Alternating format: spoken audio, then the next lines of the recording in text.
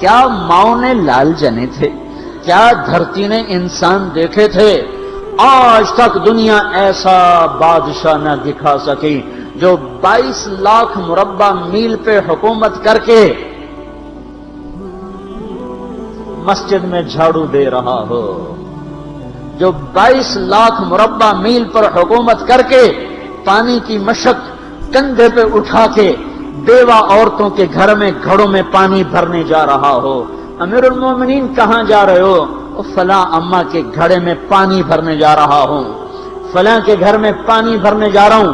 22 لاکھ مربع میل پہ حکومت کر کے دھرتی نے ایسا بادشاہ نہیں دیکھا جو اونٹ چراتا پھر رہا ہو، اور جو بیت المال کا اونٹ گم ہوا چولے کو باندھا اور دوڑ لگائی، آگے احنف بن قیس ملے، ارے کہاں جا رہے ہو امیر المومنین؟ کہ تو بھی آجا، بیت المال کا اونٹ گم ہو گیا ہے، مل کے تلاش کریں۔ پتہ نہیں کتنے مسلمانوں کا اس میں حصہ ہے۔ دھرتی ایسا بادشاہ نہ دکھا سکے گی، نہ دکھا سکے گی، کوئی ایسا آیا ہی نہیں ہے کہ جو اتنی بڑی سلطنت کا مالک ہو اور کیکر کے درخت کے نیچے بغیر پیروں کے سو رہا ہو۔ یہ ہمارے چھوٹے چھوٹے حکمران، ووٹوں کے ذریعے سے کرسیوں پر بیٹھنے والے، ان بے وقوفوں کے آگے بھی پہرے، پیچھے بھی پہرے، دائیں بھی پہرے، بائیں بھی پہرے، اوپر بھی پہرے، ان کی گاڑیاں بھی بلٹ پروف، یہ پھر بھی ڈرتے ڈرتے جا رہے کہ انہوں نے ظلم کیا، یہ اپنی ذات میں خوف زدہ ہو گئے۔ عمر نے اپنے نام کے ساتھ فاروق کا لقب آپ نے کہا عمر فرق بین الحق والباطل، عمر وہ عمر ہے جس نے حق اور باطل میں فرق کر کے دکھا دیا، اس لیے یہ فاروق ہے، اس نے حق اور باطل میں فرق کر کے دکھایا، یہ فاروق ہے۔ حسن بصری فرمایا کرتے تھے اپنی محفلوں کو عمر کے ذکر سے سجاؤ۔ حضرت عائشہ فرمایا کرتی تھیں عمر کے تذکرے کیا کرو، کہ جب عمر کا تذکرہ ہوتا ہے تو عدل کا تذکرہ ہوتا ہے، جب عدل کا تذکرہ ہوتا ہے تو اللہ کا تذکرہ ہوتا ہے۔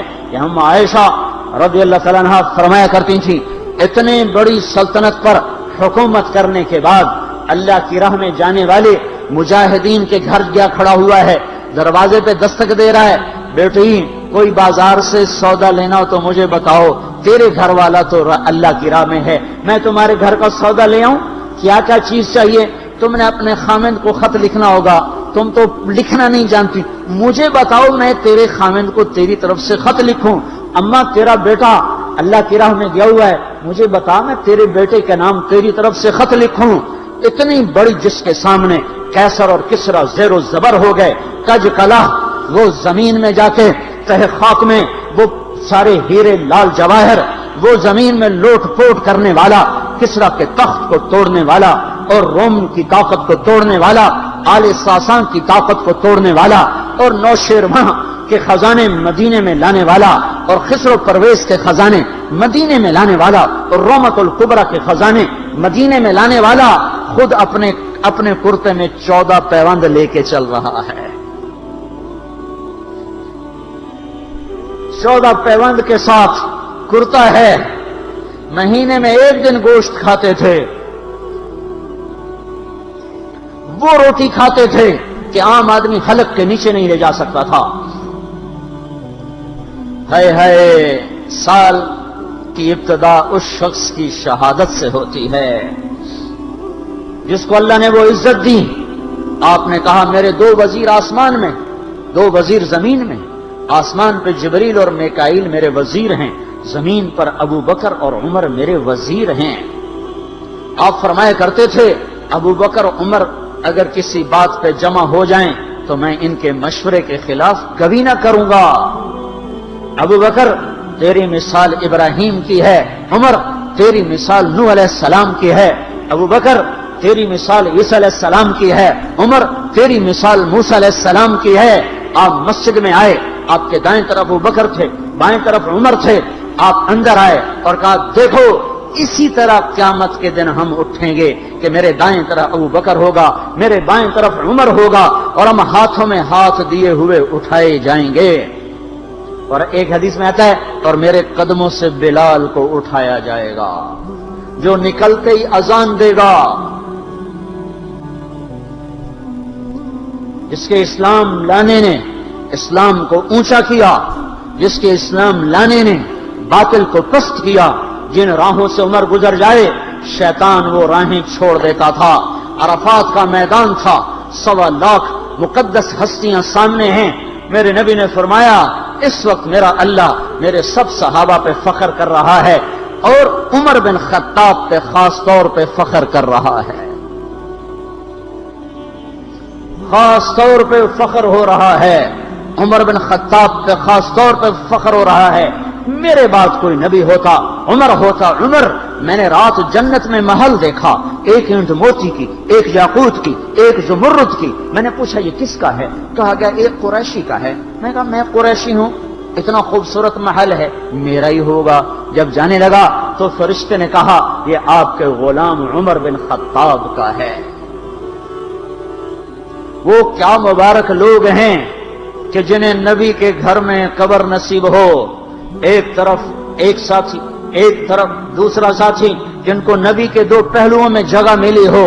وہ کیسی عظیم ہستیاں، اتنی بڑی سلطنت کا مالک اور اتنے بڑے عدل کی نشانی بن کر مدینے میں مسجد میں بیٹھے رو رہے ہیں۔ امیر المومنین کیوں رو رہے ہو؟ کہا دجلہ کے کنارے کتا بھی پیاسا مر گیا تو پوچھ تو عمر کی ہوگی، فرات کے کنارے کتا بھی پیاسا مر گیا تو پوچھ تو عمر کی ہوگی۔ راتوں کو پہرے دیے جا رہے ہیں، راتوں کو خبرگیری کی جا رہی ہے۔ مدینے کے باہر ایک خیمہ ملتا ہے، چند بچے ملتے ہیں جو رو رہے ہیں۔ ایک عورت ہانڈی چڑھا کے دوئی پھیر رہی ہے۔ پوچھتے ہیں بہن یہ بچے کیوں رو رہے ہیں؟ کہ یہ بھوک سے رو رہے ہیں۔ ہانڈی میں کیا ہے؟ پانی، کچھ بھی نہیں۔ کیوں چڑھایا ہوا ہے؟ بہلانے کے لیے۔ سو جائیں گے روتے روتے، میرا اور عمر کا اللہ کے ہاں فیصلہ ہوگا۔ تو عمر کی ہچکیاں بن گئی کہ عمر کو بہن تیرے حال کی کیا خبر؟ کہ پھر ہمارا بادشاہ کیوں بنا ہے؟ اگر ہمارے حال کی خبر نہیں لیتا تو ہمارا خلیفہ کیوں بنا ہے؟ پر لگ گئے، بیت المال سے سامان نکالا، بوری بھری، سر پہ اٹھائی، کمر پہ اٹھائی۔ غلام اسلم نے کہا میں اٹھاؤں؟ کہ قیامت کے دن بھی میرا وزن تو اٹھائے گا۔ اسی طرح بھاگے ہوئے آئے، پنیر نکالا، آٹا نکالا، گھی نکالا، شہد نکالا، ڈال کے ہانڈی میں نیچے آگ، خود دھواں گیلی لکڑیوں میں پھونکے مار مار مار آگ جلائی، حلوہ تیار کیا، پھر پلیٹوں میں ڈال ڈال کے بچوں کو کھلایا۔ وہ عورت کہنے لگی کاش عمر کی بجائے تو خلیفہ ہوتا۔ تو یہ نہیں کہا کہ میں ہی عمر ہوں، میں ہی عمر ہوں۔ فرمایا جب کل تو امیر المومنین سے ملے گی تو مجھے بھی وہیں دیکھ لے گی، مجھے بھی وہیں پا لے گی۔ پھر وہاں بیٹھ کے دیکھتے رہے، اٹھ کے چل دیے۔ بچے ہنسنے لگے، کھیلنے لگے، تو اپنے غلام سے فرمایا میں نے انہیں روتا دیکھا تھا، میرا جی چاہا میں انہیں ہنستا بھی دیکھوں۔ 22 لاکھ مربع میل پہ اسلام پھیلا کر حکومت اس سے بھی بڑے علاقے میں لوگوں نے کی۔ چنگیز نے اس سے زیادہ فتوحات کی، محمود غزنوی نے اس سے زیادہ کی، سکندر تیمور نے اس سے زیادہ کی۔ پر فتوحات کر کے یوں خدمت کر رہا ہو، پانی بھر رہا ہو، اونٹ چرا رہا ہو، امامت کرا رہا ہو، 14 پیوند لگے کپڑوں کے ساتھ خلافت کے تخت پر بیٹھا ہوا ہو، یہ دھرتی میں پھر کوئی نہیں آئے گا۔ ہے نماز میں خنجر لگا، نماز پڑھاتے ہوئے 27 ذوالحج، 27، 28، 29 یکم کو انتقال ہوا۔ یکم محرم موت کے آثار گہرے نظر آئے۔ بیٹے کو بلایا کہ بیٹا جاؤ اما عائشہ سے پوچھ کے آؤ کہ عمر اپنے ساتھیوں کے ساتھ دفن ہونے کی اجازت چاہتا ہے۔ امیر المومنین کے لقب سے بات نہ کرنا، عمر کہنا، عمر اب میں امیر المومنین نہیں رہا۔ جب وہ پوچھنے گئے تو حضرت عائشہ رو رہی تھیں۔ انہوں نے عرض کی اما جان میرا باپ اپنے ساتھیوں کا پڑوس چاہتا ہے۔ انہوں نے فرمایا یہ جگہ تو میں نے اپنے لیے رکھی تھی، لیکن اگر عمر چاہتے ہیں تو ان کو مجھ پر فضیلت ہے، میں ان کے لیے دستبردار ہوں۔ انہوں نے واپس آ کر خوشخبری سنائی، مبارک ہو اجازت مل گئی۔ کہ نہیں شاید میرے شرم میں اجازت دی ہو، جب مر جاؤں تو مجھے دوبارہ دروازے کے سامنے رکھ کر پھر جا کے پوچھنا، اس وقت اجازت ملے تو پھر لے جانا، ورنہ مجھے بقی کی طرف لوٹا دینا۔ اتنے میں حضرت علی آئے، پریشان دیکھا، عمر کیوں موت سے ڈر گئے؟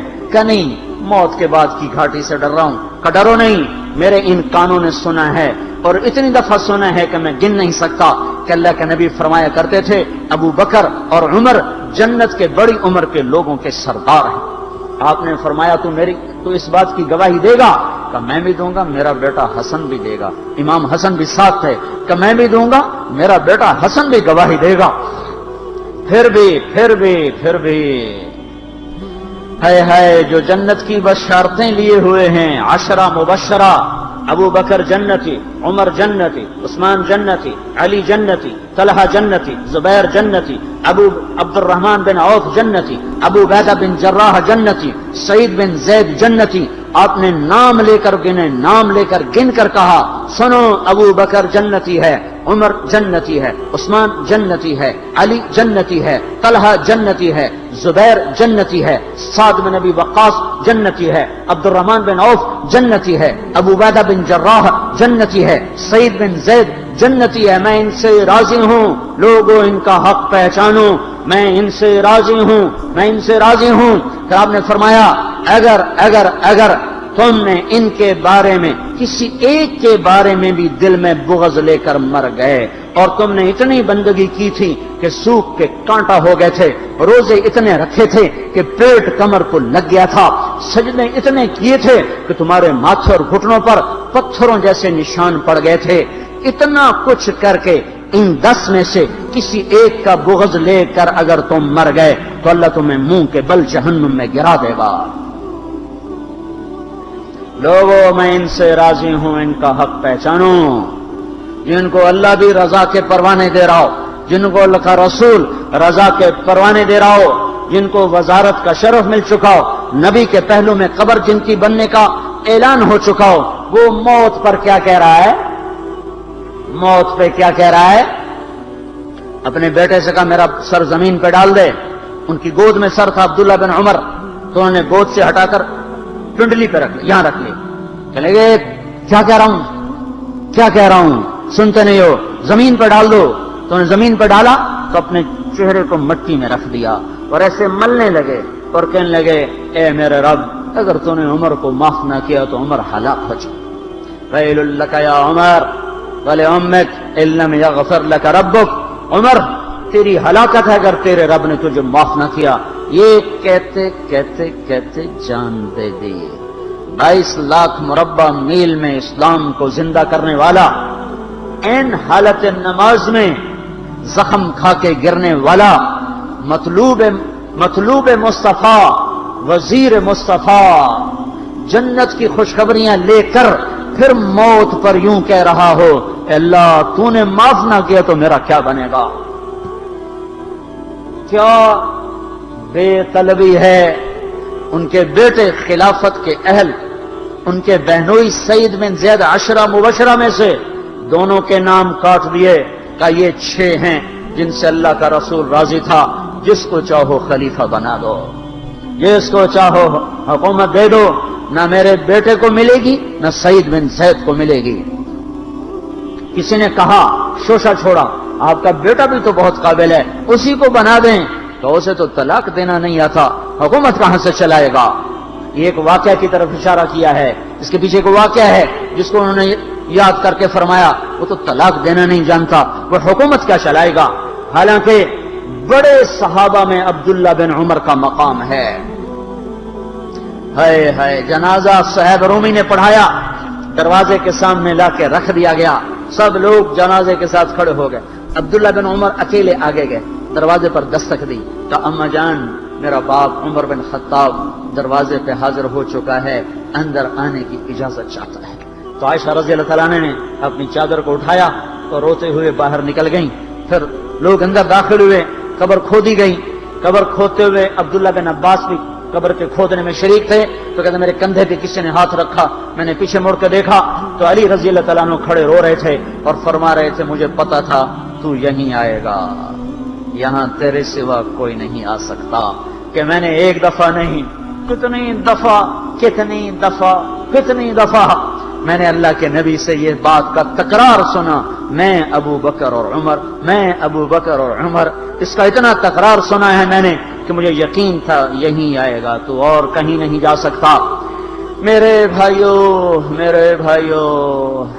غفلت سے باہر آ جائیں، یہ دھوکے کا گھر، یہ مچھر کا پر، یہ مکڑی کا جالا، یہ دنیا کہیں ہمیں ہلاک نہ کر دے۔ ان لوگوں کو سامنے رکھ کے زندگی گزارو جنہوں نے اللہ کو راضی کیا، اس کے رسول کو راضی کیا، کلمہ حق کو بلند کیا، خیر کے ذریعہ بنے، شر کے مٹانے والے بنے، اور دنیا میں مرنے کے بعد بھی ان کے تذکرے ہدایت کا سامان بنے، ان کے تذکرے روشنی کا مینار بنے۔ ان کے پیچھے چلو، مغرب کے اندھیروں کی طرف مت دوڑو، وہاں تو سورج بھی ڈوب جاتا ہے، مغرب میں تو سورج بھی ڈوب جاتا ہے، اور تمہیں پکار کے کہتا ہے مغرب کی طرف نہ آنا، ادھر اندھیرا ہے، میں یہاں گم ہو گیا، تم کون سا سراغ ڈھونڈنے آئے ہو؟ دوڑو اللہ اس کے رسول کی پاک زندگی کی طرف، اس کے پاک صحابہ کی زندگی کی طرف، جن کو اللہ نے مرنے سے پہلے جنت ہاتھ میں دے دی، جنت کی بشارت